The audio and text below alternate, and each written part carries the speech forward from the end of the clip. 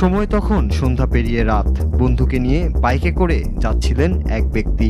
জঙ্গলের পাশের রাস্তা ধরে এগুচ্ছিলেন তিনি, কিন্তু রাস্তার পাশেই শিকারের খোঁজে ওৎ পেতে বসেছিল এক চিতাবাঘ। ঘুণাক্ষরেও সে বাঘের উপস্থিতি বুঝে উঠতে পারেনি বাইকার যুবক। আর হঠাৎই সেই চলন্ত বাইকের ওপর আক্রমণ করে বসে থাকা সেই চিতাবাঘ।